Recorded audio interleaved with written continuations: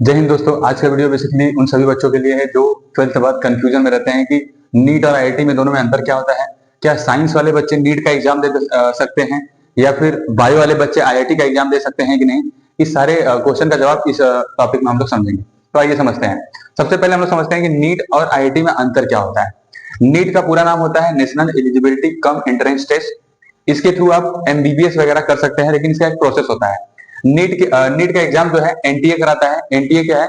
NTA basically होता है national testing agency, जो कि एक संस्था है जैसे यूपीएससी है। तो UPSC union public service commission सारा एग्जाम करवाती है, आईएएस पीसीएस का एग्जाम। उसी तरीके से एनटीए जो है नीट और आईआईटी दोनों का एग्जाम कंडक्ट करवाती है। ठीक है।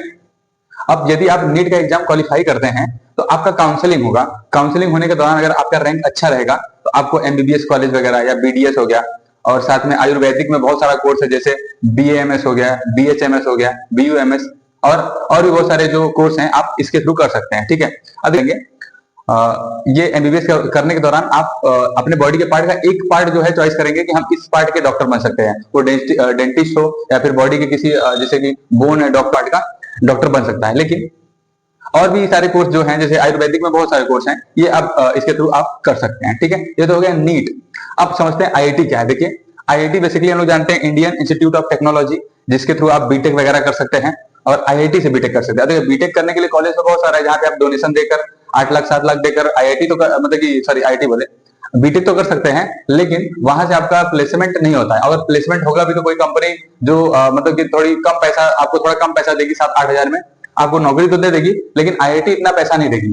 तो आप अब देखिए आईआईटी के थ्रू आप बीटेक कर सकते हैं, और प्राइवेट कॉलेज आज के टाइम में इंडिया में बहुत सारा है जिसके थ्रू आप मतलब बीटेक वगैरह कर सकते हैं। लेकिन क्या उससे करने से और इस आईआईटी से करने से कोई अंतर होगा? हाँ, अंतर बहुत होगा।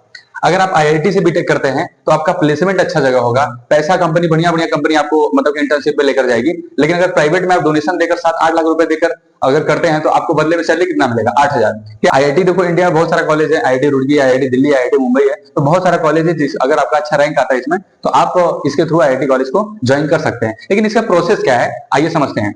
आईआईटी का बेसिकली एग्जाम कंडक्ट कराता है एनटीए। एनटीए अभी मैंने जैसा बताया कि नेशनल टेस्टिंग एजेंसी होता है, यही एग्जाम इसको कंडक्ट करवाता है।